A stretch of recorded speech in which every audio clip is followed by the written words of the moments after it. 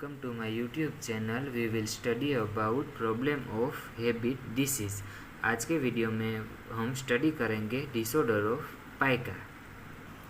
सो guys, अब हम study करेंगे पाइका. द चाइल्ड में develop habit of eating non nutrient substance, यानी कि जो पाइका डिसऑर्डर है उसमें चाइल्ड नॉन न्यूट्रिएंट सब्सटेंस को ईटिंग करता है, such as wall, plaster, clay, paint and soaps, यानी कि जो नॉन न्यूट्रिएंट सब्सटेंस है ये सारे उसको चाइल्ड ईटिंग करेगा.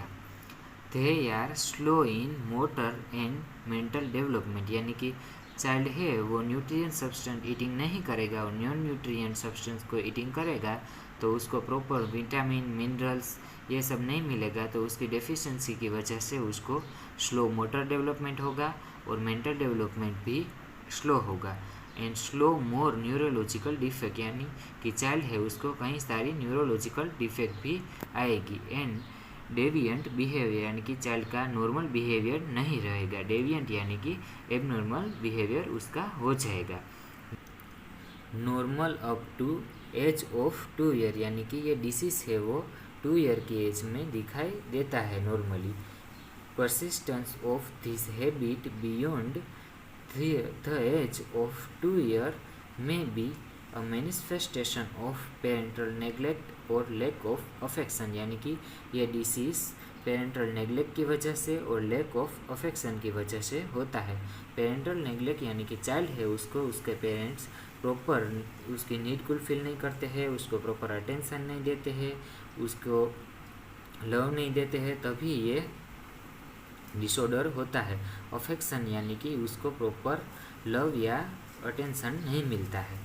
Iron is often prescribe without any definite incidence of benefit, यानी कि जो आयरन की टेबलेट आती है वो हमें उसको प्रिस्क्राइब करनी चाहिए. उनकी वजह से उसको जो आयरन डेफिशिएंसी एनीमिया होता है उनसे हम प्रिवेंट कर सकते हैं.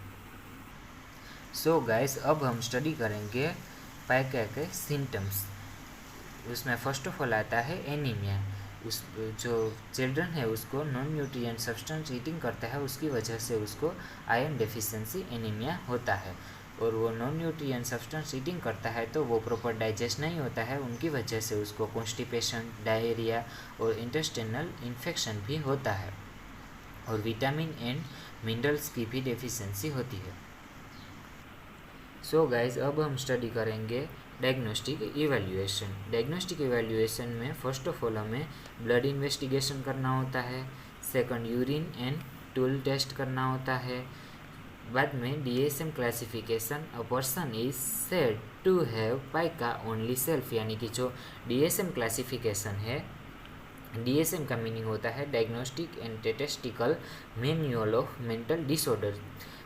उसका हमें क्लासिफिकेशन के अनुसार टेस्ट करना होते हैं, उनसे हमें पता चलेगा कि चाइल्ड के कोई माइंड पर असर हुआ है या नहीं. सो गाइस, अब हम स्टडी करेंगे ट्रीटमेंट ऑफ डेफिशिएंसी, यानी कि जो चाइल्ड है उसको नॉन न्यूट्रिएंट सब्सटेंस ईटिंग करता है तो उसको मिनरल्स, विटामिन्स या कोई भी अदर डेफिशिएंसी है वो हमें ट्रीटमेंट के थ्रू रिड्यूस करना है.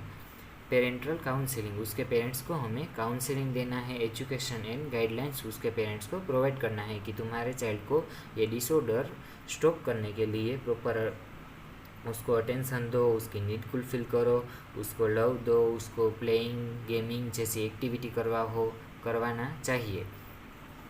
बिहेवियर मॉडिफिकेशन के थ्रू भी हम ये डिसऑर्डर स्टॉप कर सकते हैं और साइकोथेरापी के थ्रू भी हम ये डिसऑर्डर को ट्रीट कर सकते हैं.